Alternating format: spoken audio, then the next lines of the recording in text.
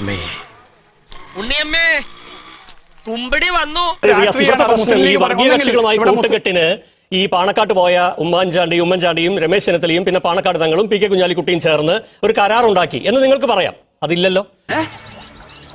ഒരടിക്ക് കോളുണ്ടെന്നല്ലേ കേളപ്പെട്ട അശരീരി കേട്ടത്. അപ്പൊ ഈ നേതാക്കളൊക്കെ അവിടെ ഉണ്ടാവുന്ന സാഹചര്യത്തിൽ ഇവർ അവിടെ ചെല്ലുന്നു എന്നതിനെ എന്തിന്റെ അടിസ്ഥാനത്തിലാണ് ഇതാണ് ഇതിന്റെ അജണ്ട എന്ന് നിങ്ങൾക്ക് തീരുമാനിക്കാൻ പറ്റുന്നതാണ് ചോദ്യം. അല്ല, ഇതിനുള്ള മറുപടി ഇപ്പൊ പറയണോ അല്ലെങ്കിൽ പോയി വന്നിട്ട് പറഞ്ഞാൽ മതിയോ? വിജയരാഘവൻ നമുക്കറിയാം, ജനിച്ചത് മലപ്പുറത്താണ്, പ്രവർത്തിച്ചത് മലപ്പുറത്താണ്, മുസ്ലിം ലീഗിന് എന്നും കണ്ണിലെ കരടാണ്. മലപ്പുറം ഗവൺമെന്റ് കോളേജിൽ ഇസ്ലാമിക് ഹിസ്റ്ററിയിൽ റാങ്കോട് കൂടി ബിരുദമെടുത്ത വ്യക്തിയാണ് വിജയരാഘവൻ. അതിനൊന്നും ഇല്ലേ? KPCCയുടെ ഹൈക്കമാൻഡ് എന്ന് മുസ്ലിം ലീഗാണ്. മുസ്ലിം ലീഗ് പറയുന്നു, കോൺഗ്രസ് ചെയ്യുന്നു. കാരണം കോൺഗ്രസിന് മുസ്ലിം ലീഗ് ഇല്ലെങ്കിൽ കാര്യങ്ങൾ എളുപ്പമല്ല. മുസ്ലിം ലീഗ് ഇല്ലാത്ത ഐക്യ ജനാധിപത്യ മുന്നണിയെ കുറിച്ച് സങ്കല്പിക്കാൻ പറ്റില്ല. കവി തല്ലുവാങ്ങിയിട്ടേ പോകുന്ന തോന്നുന്നത്. അതുകൊണ്ട് തന്നെ മുസ്ലിം ലീഗ് പറയുന്നത് എന്താണോ അത് നന്നായി നടപ്പിലാക്കുന്ന ഒരു പ്രിയപ്പെട്ട ശിഷ്യന്റെ പണിയാണ് ഇന്ന് കേരളത്തിലെ കോൺഗ്രസ് നേതൃത്വം ചെയ്യുന്നുള്ള അഭിപ്രായം കോൺഗ്രസിലെ അണികൾക്കുണ്ട്. ഈ അറിവ് എവിടെ നിന്ന് കിട്ടി? പത്രത്തിൽ നിന്ന് അടിച്ചു മാറ്റിയതാ. ഭാഗത്തിലെ വാർത്ത എന്താണ്? പാണക്കാട്ടേക്ക് പോകുന്ന ചെന്നിത്തല, ഉമ്മൻചാണ്ടി, ഇതാണ് വാർത്ത. രാഷ്ട്രീയ സന്ദേശം കൃത്യമാണ്. മതാധിഷ്ഠിത രാഷ്ട്രീയ ശക്തികളുമായുള്ള കൂട്ടുകെട്ട് വിപുലീകരിക്കുക. ഈ ഉദ്ദേശത്തോടെ പരസ്യമായി രാവിലെ ഉമ്മൻചാണ്ടിയും രമേശ് ചെന്നിത്തലയും പാണക്കാട്ടേക്ക് പോയി എന്ന് എങ്ങനെ പറയാൻ പറ്റുന്നു എന്നാണ് ചോദിക്കുന്നത്. അത് ഉത്തരം പറ. അത് ഞങ്ങൾക്കെന്ത്? ലീഗിനെ അങ്ങോട്ട് പോയാലും ലീഗിനെ ഇങ്ങോട്ട് വന്ന് കണ്ടാലും ഞങ്ങൾക്കെന്ത്? ഞങ്ങളുടെ നിലപാടുമായിട്ട് മുന്നോട്ട് പോകും. ഇന്ന് യഥാർത്ഥത്തിൽ ചർച്ച കിടക്കേണ്ട വിഷയം 2.5 ലക്ഷത്തോളം ലൈഫ് വീടുകൾ വെച്ചതും ആലപ്പുഴ ബൈപ്പാസ് റോഡ് നടപ്പിലായതുമാണ്. പറയുന്ന നിനക്കില്ലേലും കേൾക്കുന്ന എനിക്കില്ലടാ ഒരു ചളുപ്പ്. പോണ്ടിച്ചേരി ഇന്ന് കോൺഗ്രസിന്റെ 13 നേതാക്കന്മാർ രാജിവെക്കാൻ കാരണം വിജയരാഘവന്റെ പ്രസ്താവനയാണോ? ഇന്ത്യയുടെ പല ഭാഗത്തും കോൺഗ്രസുകാർ രാത്രി ഉറങ്ങാൻ നേരത്ത് കോൺഗ്രസായി, രാവിലെ എഴുന്നേൽക്കുമ്പോൾ BJP ആകുന്നത് വിജയരാഘവനാണോ കാരണം? തടയരുത്. UDF എവിടെയോ പോയിക്കോട്ടെ, അവർക്ക് എന്താണ് പ്രശ്നം? അവരെന്തോ ചർച്ച നടത്തിക്കോട്ടെ. ഇതിലെന്താണ് നിങ്ങൾക്ക് ഇത്ര പ്രശ്നം?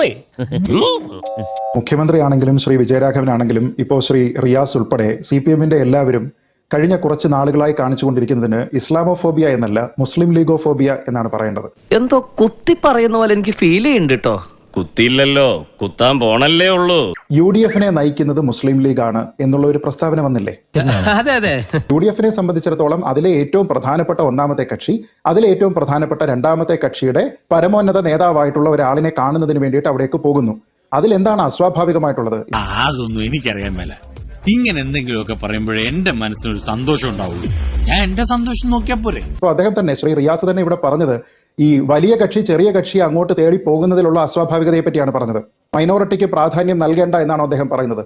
ആൾക്ക് തീരെ വിദ്യാഭ്യാസം വിവരമൊന്നും ഇല്ലേ, വിഡ്ഢിത്തിരെ പറയുള്ളൂ. നമുക്കറിയാമല്ലോ, ഇവിടെ സ്പ്രിംഗ്ലർ വിഷയം ഉണ്ടായിരുന്നപ്പോ ഇടഞ്ഞു നിന്ന CPM-ന്റെ അടുത്തേക്ക് മുഖ്യമന്ത്രി തന്റെ പ്രിൻസിപ്പൽ സെക്രട്ടറി അങ്ങോട്ട് വിടുകയാണ് ചെയ്തത്. അല്ലാതെ ശ്രീ കാനം രാജേന്ദ്രനോട് വാ നമുക്കൊരു ചായ കുടിച്ച് സംസാരിക്കാം എന്നല്ല പറഞ്ഞത്. നമ്മുടെ മുഖ്യമന്ത്രിയായിട്ടുള്ള ശ്രീ പിണറായി വിജയൻ കേരളത്തിൽ അങ്ങോളം ഇങ്ങോളം മുഖാമുഖം എന്ന പേരിലും മറ്റുമായി നടന്നൊരു കേരള പര്യടനം നടത്തിയിട്ട് ആരെയൊക്കെ കണ്ടു? സ്വാമി ശിവസ്വരൂപാനന്ദ എന്നയാളെ കണ്ടപ്പോ എവിടെയായിരുന്നു ശ്രീ വിജയരാഘവൻ? ഹിന്ദു വർഗീയത എന്ന് എന്തുകൊണ്ട് പറഞ്ഞില്ല?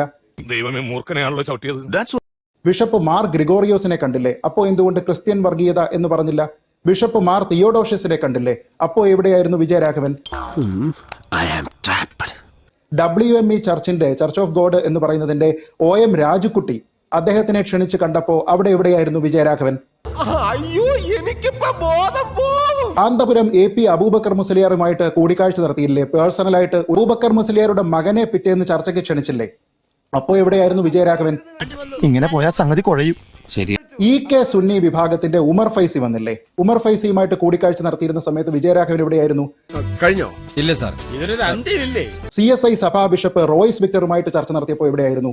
അപ്പോ മതത്തിന്റെ ഒരാളിനെ കാണുക എന്ന് പറയുന്നത് വർഗീയമാണ് എങ്കിൽ ഇതെല്ലാം തന്നെ വർഗീയമാണ്. ഇത് വടി കൊടുത്ത് അടി വാങ്ങുന്ന പരിപാടിയാണല്ലോ ബാബു. മതത്തിന്റെ വിവിധ നേതാക്കന്മാരെ കാണുകയാണെങ്കിൽ ശ്രീ പിണറായി വിജയൻ കഴിഞ്ഞ 1 മാസത്തിലേറെയായി ഇവിടെ ചെയ്യുന്നതെല്ലാം തന്നെ ഇത്തരത്തിലുള്ള പരിപാടിയാണെന്ന് പറയേണ്ടി വരും. നിർത്തി അവമാനിക്കുവാണെന്ന്. വെൽഫെയർ പാർട്ടിയുമായിട്ട് ഇവർക്കൊരു ബന്ധമുണ്ടായിരുന്നതിനെ ഇതേ ചാനൽ ചർച്ചയിൽ ഇതേ ഫ്ലോറിൽ എതിർത്തിരുന്നയാളാണ് ഞാൻ. ഞാൻ തന്നെ തിരിച്ചു ചോദിക്കുന്നു, വെൽഫെയർ പാർട്ടിയുമായിട്ട് മുൻപ് തദ്ദേശ ഭരണ തെരഞ്ഞെടുപ്പുകളിൽ CPM ബാന്ധവം ഉണ്ടാക്കിയിട്ടില്ലേ? വെറുതെ കഴിഞ്ഞ ആഴ്ച നടന്ന കാര്യങ്ങൾ പറഞ്ഞ് എന്നെ നാറ്റിക്കരുത്. എന്തിനേറെ പറയുന്നു, പത്തനംതിട്ടയിലെ നഗരസഭ CPM ഇപ്പോൾ ഭരിക്കുന്നത് എങ്ങനെയാണ്? അവിടെയുള്ള 5 സ്റ്റാൻഡിംഗ് കമ്മിറ്റി അധ്യക്ഷ സ്ഥാനങ്ങളിൽ 3 സീറ്റ് മാത്രമുള്ള SDPAക്ക് എങ്ങനെയാണ് റിയാസെ ഒരു സ്ഥാനം കിട്ടുന്നത്? പിന്നെ ചൂടാണ്ട് AC ഒന്നും ഇല്ല അതോ ഈ മുസ്ലിം ലീഗുമായിട്ട് ചേർന്നിട്ടല്ലേ നിങ്ങൾ തമിഴ്നാട്ടിൽ നിൽക്കുന്നത് എന്ന് പ്രതിപക്ഷ നേതാവ് ശ്രീ രമേശ് ചെന്നിത്തല ഇന്ന് ചോദിച്ചു. അപ്പൊ അതിന് ഒരു വിശദീകരണം അദ്ദേഹം പറഞ്ഞിരിക്കുന്നത് കണ്ടോ? എവിടെ പോണു?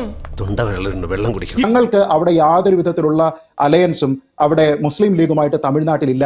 ഞങ്ങൾക്ക് എന്തെങ്കിലും ബന്ധമുണ്ടെങ്കിൽ അത് DMK-യുമായിട്ടാണ് എന്നാണ്. എത്ര അപഹാസ്യമായിട്ടുള്ള ഒരു കാര്യമാണ്. ഒരു കയ്യബദ്ധം നാറ്റുകരുത്. നിങ്ങളുടെ വിജയരാഘവനെ സംബന്ധിച്ചിടത്തോളം ഞാൻ മനസ്സിലാക്കുന്നത് അദ്ദേഹത്തിന് തമിഴ്നാട് രാഷ്ട്രീയത്തെ കുറിച്ചുള്ള അദ്ദേഹത്തിന്റെ ജ്ഞാനം കമ്മിയാണ്. അദ്ദേഹത്തിന്റെ കേരള രാഷ്ട്രീയത്തെക്കുറിച്ചോ മുസ്ലിം ലീഗ് രാഷ്ട്രീയത്തെക്കുറിച്ചോ ഉള്ള ജ്ഞാനം കമ്മിയാണ്. വല്ലാത്ത തലവേദന, ഞാനൊന്ന് കിടക്കട്ടെ. ഇവര് ഞാൻ പറയാത്ത കാര്യം വരെ ഇവിടെ കോട്ട് ചെയ്തു. നിങ്ങൾ ഇടപെട്ട് തിരുത്തിയില്ല. ഞാൻ പറയട്ടെ, അതുകൊണ്ട് ഞാൻ പറയും. പറ്റിയ മൂന്നാളെയും ചർച്ചയ്ക്ക് ഇരുത്തി നിങ്ങളെ ആങ്കറിംഗ് ചെയ്തിട്ട് എന്നെ പറയാൻ അനുവദിക്കില്ല, പിന്നെ എന്നെ വിളിക്കേണ്ട ആവശ്യമില്ല. നിനക്ക് പറ്റൂലേ കളഞ്ഞിട്ട് പോടേ, കുറെ സമയമായിട്ട് കളിയാക്കണ്. അങ്ങനെ ആക്ഷേപിക്കരുത്. പറ്റിയ മൂന്നാളെന്ന് വെച്ചാൽ അത് ഗുണമാണ്. പറ്റിയ നാലാമത്തെ ആളാണ് താങ്കൾ. മൂന്നാളുടെ രാഷ്ട്രീയ ഞാൻ പറഞ്ഞത്. ഒരു സാമ്പാർ പോലത്തെ എല്ലാ കഷ്ണവും ഉണ്ട് പറ്റിയത്, അതാണ് ഞാൻ ഉദ്ദേശിച്ചത്. കവി തല്ലു വാങ്ങിയിട്ടേ പോകുന്ന തോന്നുന്നത്. അല്ല, മൂന്ന് വ്യക്തികളെ മോശമാക്കിയിട്ടല്ല, വ്യക്തികളെ മൂന്നാളെ പറ്റിയും അങ്ങനെ മോശമാക്കുന്ന ആളുമല്ല ഞാൻ. അയ്യപ്പദാസിനെയും വ്യക്തിപരമായി മോശമാക്കില്ല. അപ്പൊ ഒരു സാമ്പാർ പരുവത്തിൽ എല്ലാം ഉണ്ടല്ലോ, എല്ലാം ഉണ്ട്, എല്ലാ കഷ്ണങ്ങളും ഉണ്ട്. ഇതൊരു നടക്കി പോണ ലക്ഷണില്ല. സമയം കളയേണ്ട അയ്യപ്പദാസ് ഞാൻ പറയട്ടെ. അയ്യപ്പദാസിന് ഇഷ്ടമുള്ള മാത്രം പറയാനാണ് ഞാൻ ഇവിടെ എന്തോ അലമ്പുണ്ടാക്കാൻ വന്നിരിക്കുക. അതെ, പിന്നെ എന്തിനാണ് താങ്കൾ ഈ ചോദ്യത്തിലേക്ക് സാമ്പാറിലെ കഷ്ണങ്ങൾ, അതേന്ന് ബാസ്കറ്റ്ബോള് ഇതൊക്കെ കൊണ്ടുവരുന്നത് എന്തിനാണ്? താങ്കൾ നേരിട്ട് ഉത്തരം പറഞ്ഞാൽ പോരെ. അയാൾ അവിടെ ഇവിടെ എങ്ങനെയൊക്കെ നടന്നോട്ടെ, ബുദ്ധിക്ക് ഒരു 5 പൈസ കുറവുള്ള ആളാ. അയാൾ എന്താ എപ്പോഴാ ചെയ്യണെന്ന് പറയാൻ പറ്റില്ല. നിങ്ങൾ തോന്നിയത് പറയുമ്പോ എനിക്ക് സൗകര്യമുള്ളത് പറയും, പറയാനുള്ള അവകാശമുണ്ട്. ഞാൻ സൗകര്യമുള്ളത് ഞാൻ പറയും, അത് പ്രേക്ഷകർ തീരുമാനിക്കട്ടെ. ഞാൻ പറയട്ടെ, ഒന്ന് വിജയരാഘവന്റെ കഴിവിനെ ഫിറോസ് പുച്ഛിച്ചു. ഫിറോസ് ഒരാളെയും പുച്ഛിക്കരുത്. വിജയരാഘവന്റെ കഴിവിനെ കുറിച്ച് നിങ്ങൾ ഇവിടെ പുച്ഛിച്ചു, അതൊക്കെ ജനങ്ങളാ തീരുമാനിക്കേണ്ടത്. എന്നിട്ട് പക്ഷെ വീണിടത്ത് കിടന്ന് ഉരുളുന്നു. ആരും ഉരുണ്ടു? ഞാനാണോ ഉരുളുന്നത്? ഇവിടെ പാണക്കാട്ട് വീട്ടിൽ പോയത് തെറ്റാണെന്ന് ആരെങ്കിലും പറഞ്ഞോ? വിജയരാഘവൻ പറഞ്ഞോ? പറഞ്ഞിട്ടില്ല. പാണക്കാട്ട് പോകുന്നതിനെ തന്നെയാണ് വിമർശിച്ചത്. ഞാൻ ആ വീഡിയോ കണ്ടു. വിജയരാഘവനെതിരെ സംസാരിച്ചിട്ടുണ്ട്. ഞാൻ പറയട്ടെ, എന്തിനാടാ ഇങ്ങനെ ഓരിയിടുന്നത്? നിങ്ങൾ 4 ആളിന്റെ വെച്ച് ഇടേ കേരള ലക്ഷക്കണക്കിന് ആളുകളുണ്ട്. ഞാൻ പറയട്ടെ, ഞാൻ ആ വീഡിയോ കണ്ടു. നമുക്കൊന്ന് കാണാം. ജാങ്കോ, നീ അറിഞ്ഞ ഞാൻ പെട്ടു. പറയട്ടെ അയ്യപ്പദാസേ, എന്നാ പിന്നെ എന്നെ ചർച്ചയ്ക്ക് വിളിക്കണം. ഇവര് എവിടെ ഒത്തുകൂടിയാലും ഇവരുടെ ലക്ഷ്യം എന്താ? ഇവരുടെ ലക്ഷ്യം വർഗീയത ആളിക്കത്തിക്കലാണ്. ചാടി എഴുന്നേറ്റ് പഞ്ചായത്ത് ഗ്രൗണ്ട് വഴി 2 റൗണ്ട് ഓടി ഒന്ന് പോടോ. പാണക്കാട്ടേക്ക് പോകുന്ന രമേശ് ചെന്നിത്തലയുടെയും ഉമ്മൻചാണ്ടിയുടെയും വാർത്തയാണ്. പോവാം, പക്ഷേ രാഷ്ട്രീയ സന്ദേശം കൃത്യമാണ്. ഈ മതമൗലികതാവാദ ശക്തികളുമായി, മതാധിഷ്ഠിത രാഷ്ട്രീയ ശക്തികളുമായി ഉള്ള താങ്കളുടെ കൂട്ടുകെട്ട് വിപുലീകരിക്കുക. നീ അറിഞ്ഞ ഞാൻ പിന്നെ പെട്ടു. വളരെ വ്യക്തമാണ്. പോവാം. അദ്ദേഹം അത് പറഞ്ഞിട്ട് പോവാം. പോകുന്നതല്ല പ്രശ്നം. ഇവരുടെ രാഷ്ട്രീയ സന്ദേശം എന്താണ് പ്രശ്നം? ഇവര് എവിടെ ഒത്തുകൂടിയാൽ ഇപ്പൊ ഉണ്ടാക്കുന്ന എന്താണ്? അതിന്റെ ഏറ്റവും വലിയ ഉദാഹരണമാണ് രമേശ് ചെന്നിത്തല പിന്നീട് നടത്തിയ പ്രസ്താവന. ഞാൻ പറഞ്ഞോ, ചെറിയ കക്ഷിയായ മുസ്ലിം ലീഗിനെ വലിയ കക്ഷിയായ കോൺഗ്രസ് അങ്ങോട്ട് പോയി കണ്ടത് ശരിയല്ല എന്ന് റിയാസ് പറഞ്ഞു എന്നിവിടെ ഒരു വിദ്വാൻ പറഞ്ഞല്ലോ. അയ്യപ്പദാസ് അതിനെ എതിർത്തോ? ആൾക്ക് തീരെ വിദ്യാഭ്യാസം വിവരമൊന്നും ഇല്ലേ, വിഡ്ഢിത്തിരെ പറയുള്ളൂ. സീറ്റ് ചർച്ചയിൽ കോൺഗ്രസ് നേതാക്കന്മാർ പാണക്കാട്ട് വീട്ടിൽ പോകുന്നത് ശരിയല്ല എന്ന നിലപാട് കോൺഗ്രസ് നേതാക്കന്മാർക്കാ, അല്ലാതെ റിയാസിനല്ല. റിയാസ് പറഞ്ഞിട്ടില്ല. അപ്പൊ ഞാൻ പറയാത്ത കാര്യം ഇവിടെ വന്ന് പറയരുത്. പട്ടിയുടെ വാല് 12 കാലം കൊള്ളിട്ടിട്ട് എന്താ കാര്യം? പട്ടിക്ക് കൂടി തോന്നണ്ടേ അത് നിവർത്തിയെടുക്കണോന്ന്? UDF-ന്റെ പ്രവർത്തകരുടെ വോട്ട് ഞങ്ങൾക്കായിരിക്കും. കാരണം അവർക്കറിയാം അവരുടെ നേതാക്കന്മാരെ വിശ്വസിക്കാൻ പറ്റില്ല. BJP ഒന്ന് കണ്ണുരുട്ടിയാൽ എന്തോ എന്ന് ഓടിച്ചെല്ലുന്നവരാണ് UDF-ന്റെ നേതാക്കന്മാർ. എന്നാൽ ഇടതുപക്ഷത്തെ വിശ്വസിക്കാം. എന്തോ എങ്ങനെ ഇത്രയൊക്കെ പറയുമ്പോൾ യഥാർത്ഥത്തിൽ CPM നയിക്കുന്ന ഇടതുപക്ഷ ജനാധിപത്യ മുന്നണിയുടെ കൈകൾ ഈ ബാന്ധവങ്ങളിൽ സംശുദ്ധമാണ് എന്ന് നെഞ്ചിൽ കൈവച്ചാണോ ശ്രീ റിയാസ് ഈ കാര്യങ്ങളൊക്കെ ഇവിടെ ഉന്നയിക്കുന്നത്? അത് ഉത്തരം പറ. അത് ഞാൻ എന്റെ നെഞ്ചിലല്ല വേണം, അയ്യപ്പദാസിന്റെ തലയെ കൈവച്ച് പറയാ, ഒരു സംശയം വേണ്ട. വിദ്യാഭ്യാസമുള്ള ഒരുത്തനും നമ്മളെ പാർട്ടിയിലില്ലേ?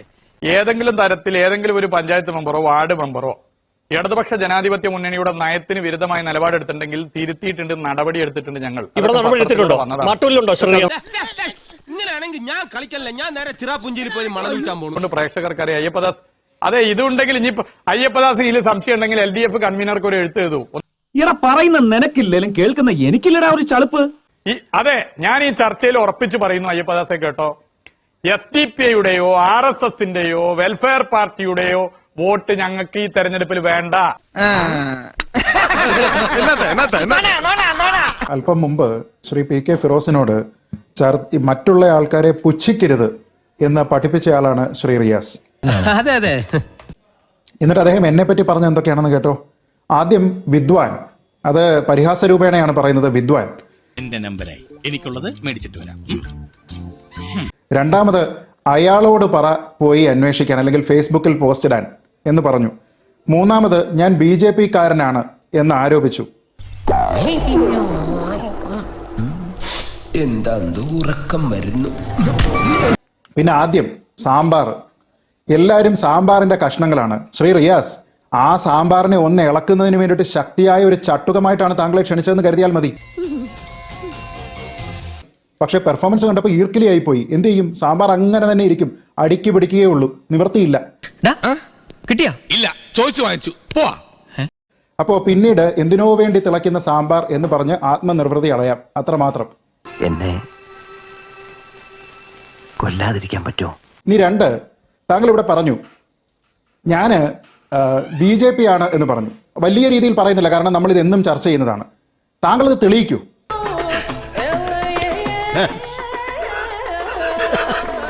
അപ്പൊ അത് തെളിയിക്കാത്തപ്പോ ഞാൻ താങ്കളോട് പറയുന്നത്, കേരളത്തിൽ SDPIയും CPMും തമ്മിലുള്ള ബന്ധത്തിന്റെ കൃത്യമായ ദൃഷ്ടാന്തമാണ് താങ്കൾ എന്ന് ഞാനും അങ്ങ് പറയും. ഇങ്ങനെ നാറാനൊരു ചങ്കൂറ്റം വേണം കേട്ടാ. SDPIയും CPMും തമ്മിലുള്ള ബാന്ധവത്തിന്റെ കൃത്യമായ തെളിവാണ് ശ്രീ മുഹമ്മദ് റിയാസ് എന്ന് ഞാനും ആരോപിക്കുന്നു. എന്റേത് തെളിയിക്കൂ. താങ്കളല്ലേ ആദ്യം ആരോപണം ഉന്നയിച്ചത്, അതിനുശേഷം ഞാൻ തെളിയിക്കാം. നിന്റെ ഒടുക്കത്തെ തുമ്പലാണെന്ന് നീ മറക്കണ്ട. ഇനി എന്നോട് അയാളോട് പോയി ഫേസ്ബുക്കിൽ ഇടാൻ പറഞ്ഞു. ഫേസ്ബുക്കിൽ ഇടണ്ട, ഇത് മനോരമയുടെ വാർത്തയാണ്. പത്തനംതിട്ടയുമായി ബന്ധപ്പെട്ട് താങ്കൾ DYFIയുടെ അഖിലേന്ത്യാ നേതാവോ ആഗോള നേതാവോ ആണല്ലോ. സമാധാനപരമായിട്ട് ഇത് തീരില്ല. സമാധാനപരമല്ലാത്ത വഴി കയ്യിലുണ്ടോ? ഇവിടെ DYFI അവിടെ പ്രകടനം നടത്തിയിട്ടുണ്ട്. അഭിമന്യുവിന്റെ രക്തസാക്ഷിത്വത്തോടുള്ള വഞ്ചന എന്നാണ് ബന്ധത്തെ പാർട്ടിയിലെ ഒരു വിഭാഗം നേതാക്കൾ വിലയിരുത്തുന്നത് എന്ന് പറയുന്നു. ഇത്രയും വലിയ ഗതികെട്ടവൻ ഈ ലോകത്ത് വേറെ ആരെങ്കിലും ഉണ്ടാവും എന്റെ കർത്താവേ. ഇനി ഇവിടെ വെൽഫെയർ പാർട്ടി ബന്ധവുമായി പറഞ്ഞു. 2016 2015-16 കാലഘട്ടത്തിൽ നടന്ന തൊട്ടു മുൻപത്തെ തദ്ദേശ ഭരണ തെരഞ്ഞെടുപ്പിൽ ഇതൊരു നടത്തു പോണ മാതിരില്ല. ഹമീദ് വാണിയമംഗലം എന്ന് പറയുന്ന വെൽഫെയർ പാർട്ടിയുടെ നേതാവ് പറഞ്ഞത് ബാന്ധവം എന്ന് പറഞ്ഞത് CPMുമായിട്ടാണ് എന്നാണ്. അതിനുവേണ്ടി ഞാൻ ചർച്ച ചെയ്ത ആളിന്റെ പേര് അദ്ദേഹം പറഞ്ഞു, കോടിയേരി ബാലകൃഷ്ണൻ എന്നാണ് പേര്. ഞാനിവിടെ ശ്രീ പ്രതാപൻ പറഞ്ഞിരിക്കുന്നതും ശ്രീ ഫിറോസ് പറഞ്ഞിരിക്കുന്നതുമായ കാര്യത്തിനെ അടിവരയിട്ടുകൊണ്ടല്ലേ പറഞ്ഞത്. അപ്പൊ BJP ബന്ധമെന്നായിരുന്നെങ്കിൽ ഒരുപക്ഷെ ശ്രീ റിയാസ്, ഞാനിപ്പോ താങ്കളുടെ സ്വരത്തിൽ സംസാരിക്കണമായിരുന്നു. താങ്കൾ ഈ പറഞ്ഞിരിക്കുന്ന അതേ രീതിയിൽ അതേ ഭാഷയിൽ തിരിച്ചു പറയാൻ എനിക്ക് അറിവില്ലാഞ്ഞിട്ടല്ല ശ്രീ റിയാസ്, പക്ഷേ സംസ്കാരം എന്നുണ്ട്. ഞാൻ ഇപ്പോഴും താങ്കളെ ശ്രീ റിയാസ് എന്നാണ് വിളിക്കുന്നത്. അത് എന്റെ മുതിർന്ന ആൾക്കാർ, എന്റെ പിതാവ്, എന്റെ ഭാര്യ പിതാവ് തുടങ്ങിയ ആൾക്കാർ എന്നോട് പറഞ്ഞു തന്നിരിക്കുന്ന രീതിയിലാണ് ഞാൻ സംസാരിക്കുന്നത്. ഈ പറഞ്ഞതിന് വേറൊരു അർത്ഥം ഇല്ലേ? ഏയ്, അങ്ങനെ പ്രത്യേകിച്ച് അർത്ഥമൊന്നുമില്ല. അല്ലാതെ മറ്റുള്ള ആൾക്കാർ, അവരും അവരുടെ പിതാവും അവരുടെ ഭാര്യ പിതാവും അവരോടും പൊതുസമൂഹത്തിലുള്ള മറ്റു പ്രധാനപ്പെട്ട ആൾക്കാരോടും ഏതു ഭാഷയിൽ സംസാരിക്കുന്നതിനനുസരിച്ചല്ല ഞാൻ പറയുന്നത്. താങ്കൾക്കത് തുടരാം, ഞാൻ എന്റെ രീതി തുടരുന്നു. ഇത് എന്റെ സംസ്കാരം. കിട്ടിയ മുതലും പലിശ ചേർത്ത് കിട്ടി. ആരും കണ്ടില്ല. വാ, ഈ ശ്രീജിത്തിന് എന്തെങ്കിലും വേദനിച്ചിട്ടുണ്ടെങ്കിൽ ഒന്ന് ക്ഷമിച്ചേക്ക്. കേരളത്തിന്റെ ആരോഗ്യമന്ത്രിയെ കോവിഡ് റാണി എന്ന് വിളിച്ച വ്യക്തിയാണ് ശ്രീജിത്ത്. ഞാൻ ഇവന്റെ 2 വാങ്ങിച്ചിട്ടേ പോവുള്ളൂ. അതേ പറയാൻ വേറൊന്നും ഇല്ലാത്തതുകൊണ്ട് ചിലത് പറഞ്ഞു. അതെ, ഞാനല്ല, ഞാൻ പറഞ്ഞില്ലേ, താങ്കൾക്ക് രാഷ്ട്രീയ അജ്ഞതയാണ്. മുല്ലപ്പള്ളി രാമചന്ദ്രനാണ് വിളിച്ചത്. ആ പറഞ്ഞതിന് തിരിച്ച് ഞാൻ പറയാൻ എന്തായാലും ഉദ്ദേശിക്കുന്നില്ല. കൊറോണ വൈറസിന് ആരെങ്കിലും കൈകൊണ്ട് തൊടുവോ? തൊടില്ലല്ലോ. അതുകൊണ്ട് ഞാൻ ശ്രീജിത്തിനെതിരെ ഇപ്പൊ തൽക്കാലം ഒന്നും പറയാൻ ഉദ്ദേശിക്കുന്നില്ല. ഇന്നിനി നീ മിണ്ടരുത്, ഇന്നത്തെ കോട്ട കഴിഞ്ഞു. തെറ്റായിട്ടുള്ള ഒരു ആരോപണം പറഞ്ഞു. അത് വീണ്ടും അദ്ദേഹത്തിന്റെ രാഷ്ട്രീയ അജ്ഞതയെ കാണിക്കുന്നു. അദ്ദേഹം പറഞ്ഞത് ഞാൻ ആരോഗ്യമന്ത്രിയെ കോവിഡ് റാണി എന്ന് വിളിച്ചു എന്നാണ്. അങ്ങനെ വിളിച്ചതും വിവാദമുണ്ടാക്കിയതും ശ്രീ മുല്ലപ്പള്ളി രാമചന്ദ്രനാണ്. കോവിഡ് റാണി എന്നും റോക്ക് സ്റ്റാർ എന്നും അദ്ദേഹമാണ് വിളിച്ചിരിക്കുന്നത്. അല്ലെങ്കിൽ തന്നെ അതൊരു വിവാദമാക്കേണ്ട പദമാണോ? അദ്ദേഹം എന്തായാലും പരനാറി എന്നോ നികൃഷ്ടജീവി എന്നോ കുലംകുത്തി എന്നൊന്നും അല്ലല്ലോ വിളിച്ചത്. അപ്പൊ സന്തോഷിച്ചാട്ടെ. എനിക്ക് മറുപടിയില്ല, കാരണം കൊറോണയെ നമ്മൾ കൈകൊണ്ട് തൊടില്ലല്ലോ എന്ന് പറഞ്ഞു. ഇത് അദ്ദേഹത്തിന് ശാസ്ത്രത്തിലുള്ള ജ്ഞാനവും കുറവാണ് എന്നാണ് കാണിക്കുന്നത്. കൊറോണയെ നമുക്ക് കാണാൻ കഴിയില്ല, അതിനെ അതുകൊണ്ട് തന്നെ നമുക്ക് തൊടാനും കഴിയില്ല. കൊറോണ നമ്മളെ അറ്റാക്ക് ചെയ്യരുതെങ്കിൽ നമ്മൾ മാസ്ക് വെക്കണം, നമ്മൾ ശുദ്ധമായിരിക്കണം, നമ്മൾ കൃത്യമായിട്ടുള്ള അകലം പാലിക്കണം. ഇത് ചെയ്ത് അങ്ങോട്ട് അറ്റാക്ക് ചെയ്യാതെ മര്യാദക്കിരുന്നാൽ ഈ കൊറോണ നമ്മളെ അറ്റാക്ക് ചെയ്യില്ല. നീ എവിടെ പരിപാടി അവതരിപ്പിച്ചാലും ഇത് തന്നെയാണല്ലോ നിന്റെ വിധി. ഈ തെരുവിലെ ചില നായ്ക്കളുണ്ട്. ആ വിഷനായ്ക്കളെ പോലെ കടിച്ചു കയറാൻ വരുന്നവരോട് തിരിച്ച് അതേ നിലപാടെടുക്കാൻ ഞങ്ങളെ പോലുള്ളവർക്ക് പറ്റില്ല.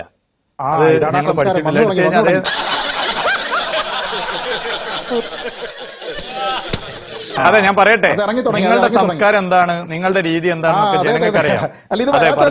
അതുകൊണ്ട് പുലിയുടെ വായിലേക്കാണ് ഞാൻ ഓടിക്കറിയത്. ആയുസിന്റെ ബലം കൊണ്ടാണ് രക്ഷപ്പെട്ടത്. തൽക്കാലം ഇത്രയും മതി. വരട്ടെ.